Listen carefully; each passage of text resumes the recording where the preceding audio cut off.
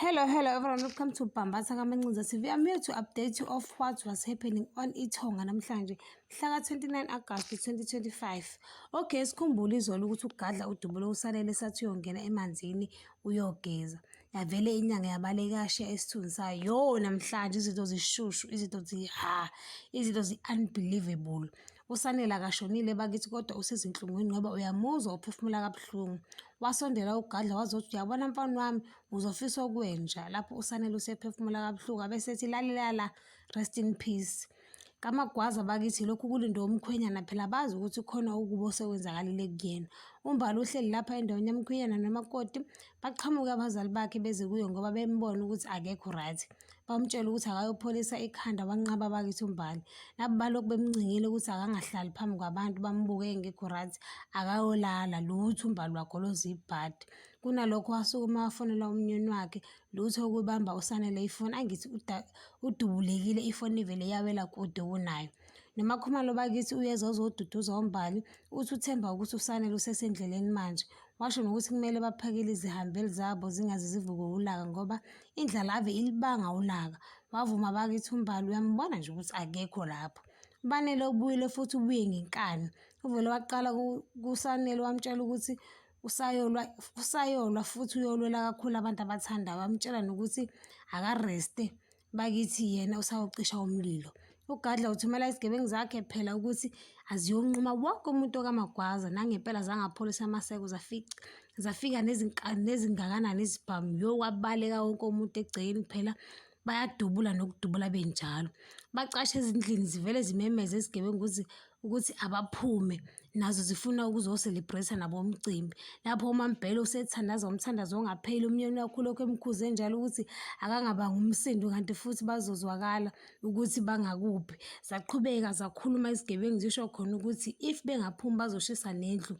Wathandaza kakhulu bakithi ushukela lapho yamkhuza umnyeni wakhe umtshela nokuthi leyo mthandazo ngeke isasiza.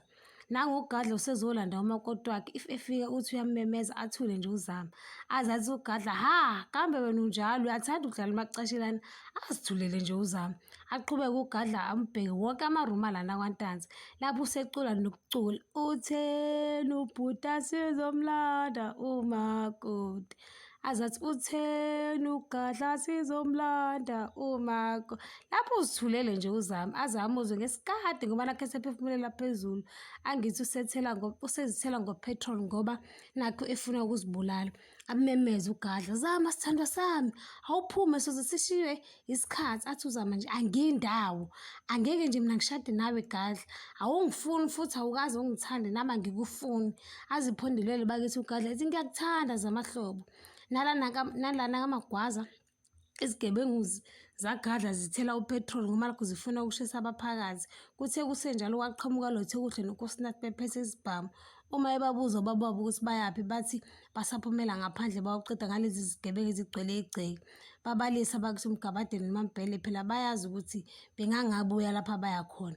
NoMgabadeli waze wasondeza unkosinathi ebusweni bathintana ngeziphongo bese bahamba.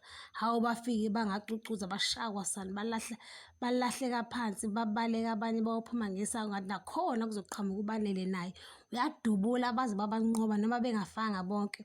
Baphuma nabomndeni babona phela uBanele basitshela ukuthi uSanele bamemeza lutho wagijima. Angithi usetshelwe oyedwa wezigebengu zaGadla ukuthi uGadla uye kuzama vele wadinwa kakhulu.